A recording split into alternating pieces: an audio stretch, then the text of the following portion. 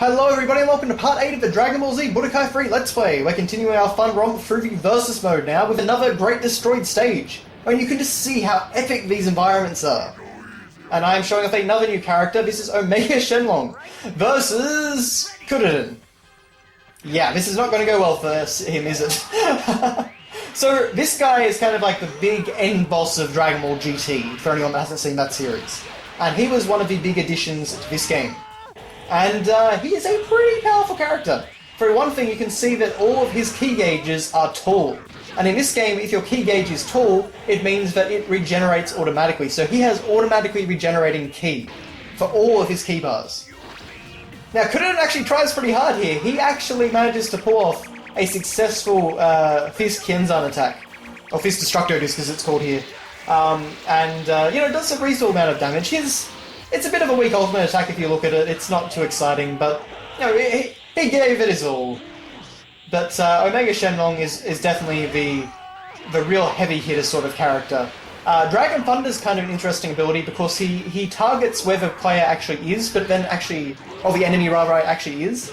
But then it takes a little while to actually charge up and hit them. So you've got to make sure they stay in the same location. But it is fairly damaging if it actually does hit them.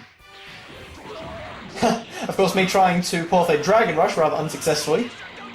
And, Krillin's really giving me a run for my money, even though I am, this ultra-powerful character. All characters in Dragon Ball Z Budokai 3 are good. I wouldn't say there's anyone that's particularly bad except for Cyberman and Cell Jr. But definitely, they're not all created equal. Yes, minus power energy ball. This is his big climactic finale attack.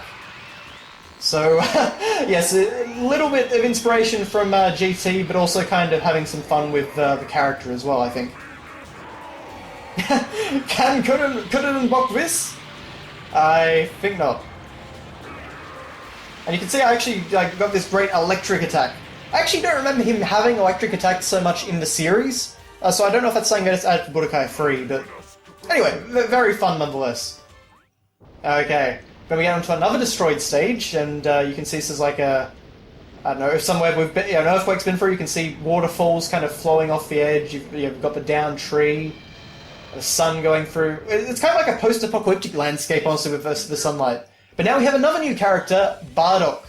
And Bardock is another one of my actual favourites to play as, because he is very physical, with some kind of interesting attacks. He's basically got a Shoryuken attack with heat phalanx. And the other thing you also see a bit of is Frieza now has a second and third form. I'm going to show those off later though in a separate battle. Or rather, show them off properly, I suppose I should say. Because as you can see, he just goes straight to his final form here. So Bardock cannot transform, there was no Super Saiyan Bardock at this point. But he does have some very interesting attacks. So he's got Heat Phalanx, which again is really basically a Shoryuken, but Frieza unfortunately doesn't want to show that off. And he's also got, I'm trying to remember exactly what it was called, Spirit Ball or something, which is basically what he throws at the end of the Bardock special at Frieza, which gets consumed by Frieza's attack. Oh, Bardock's in a pickle. Bardock's in a very big pickle. But anyway. So, really, I want to get back and talk a bit about Dragon Ball Super before this Let's Play ends. But I may talk a bit more about that in next part. I probably might talk a bit about it in this part as well. So, but first off, of course, I just want to cover Bardock's big fancy ultimate move. Oh, and you can see that Frieza also has his 100% power form. So they do cover every single form for Frieza now in this game. Unfortunately, Bardock wasn't too successful in pulling off his ultimate attack there. But it's still not doing too bad. Am I gonna Spirit Ball? Oh, that's of course the other thing. Frieza also gets Death Wave in his, I don't know if it's only final form or if it's only final 100% form. But anyway, that's a fairly potent attack. Yes, several abilities in this game are actually locked to a specific form. And you can see I actually kind of was locking Frieza in a bit of a combo there. Alright, here we go, the Spirit of Science. And this is another really great one. So he remembers, of course, all of the Saiyans that were killed, that were on his team, and he just lets Frieza have it.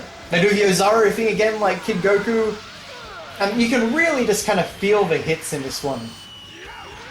The only thing that makes it kind of crappy is you've got Frieza's English voice actor constantly going, "How rude! How rude!"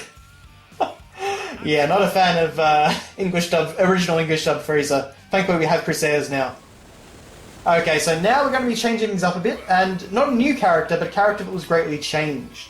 This is going to be Dabra versus Kaioshin, or Spring Kai. And Dabra actually now makes a lot more use of his sword, as well as his sort of evil ki powers. And he's got supernatural abilities, and you can see actually Kaioshin now has a back and circle attack, unlike Budokai 2 where he only had one ability.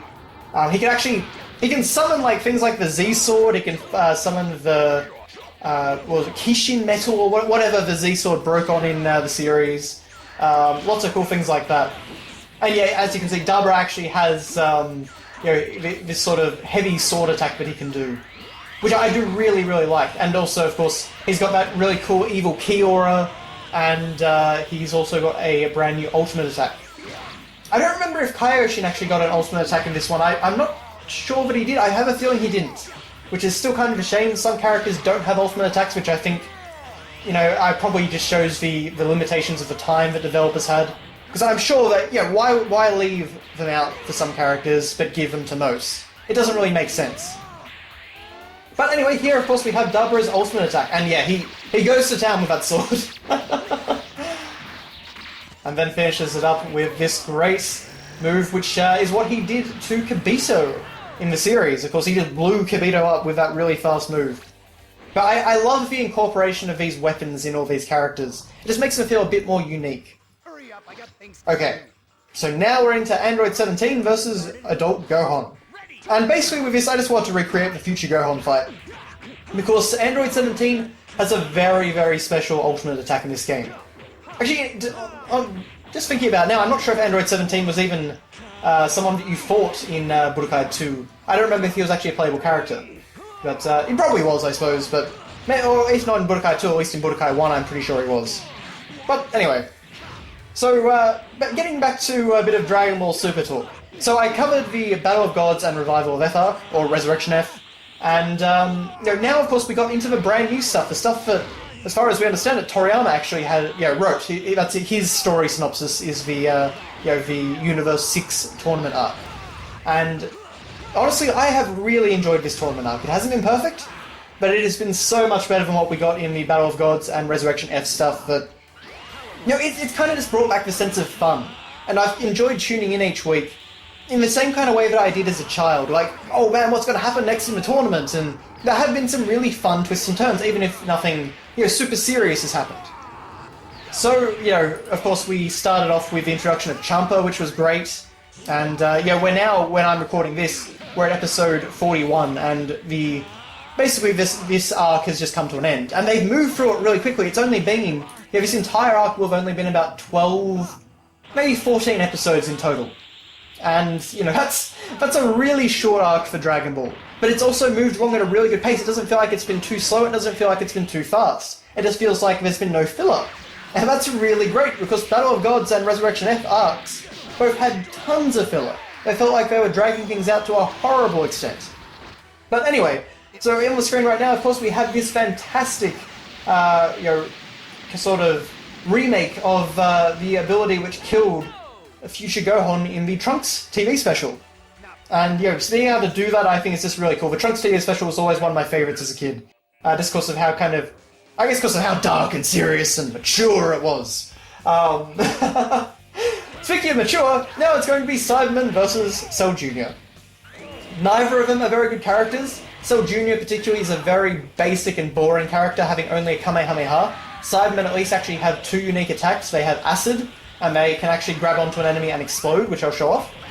But, I figured, they're both new characters exclusive to this game, so let's show them off.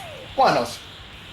But anyway, in terms of Super, so of course we got a new God of Destruction, we got, parallel universes, or just alternate universes, I suppose, with the Universe 6.